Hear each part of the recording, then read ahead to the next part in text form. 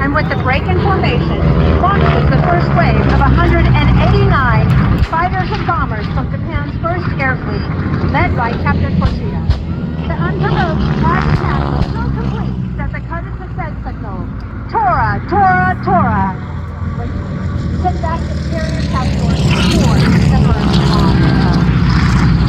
A single remote radar station had spotted the incoming raiders, but mistook them for a flight of B-17s due in from the mainland. The B-17s arrived, and like America herself, find themselves in a war that had not yet begun. The attack was from the Japanese aircraft carrier, Akagi, Akaga, Hiru, Soru, and the tuna carriers, the Shokuku and the Suikuku. The plan was simple: destroy the Pacific Fleet. And gruesome hours. Yes, you have a front row seat in the Pacific Theater as the story of the attack on Pearl Harbor unfolds in front of us. When the first bombs began to fall, pilots all over the island jumped into action.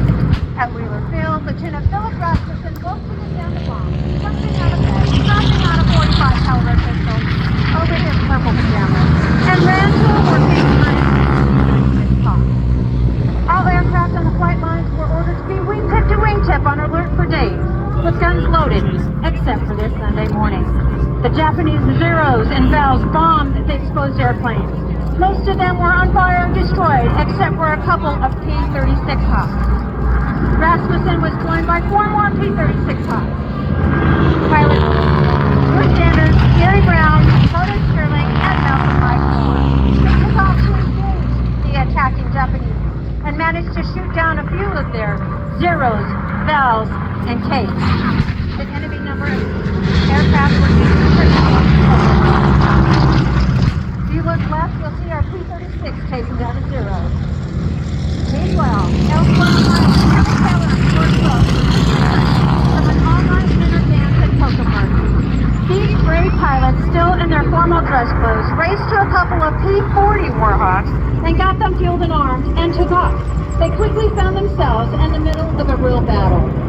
These pilots caught up with the Japanese close to Pearl Harbor and Hickfield and engaged the Zeros, Vals, and Kates with rounds from their 30 caliber machine guns.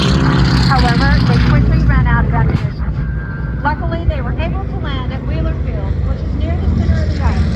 They refueled and reloaded with 30 and 50 caliber ammo and took off once again to fight the Japanese.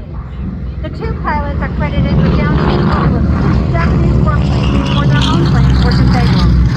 Both pilots received a Distinguished Service Cross for their actions that infamous day. A total of 502 U.S. planes were on the ground at the beginning of the attack.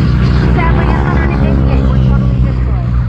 159 damaged, and just 155 of our aircraft lay on the ground in various stages of disrepair. The first wave of 189 Japanese Zeros, Vals, and Kates hammered away for almost an hour. Then came the second wave of an additional 171 aircraft to continue the strafing, bombing, and dropping of torpedoes for yet another 70 minutes. Yes, a total of 316 warplanes. As the attack proceeded at Pearl Harbor and Hickfield, the devastation was horrifying.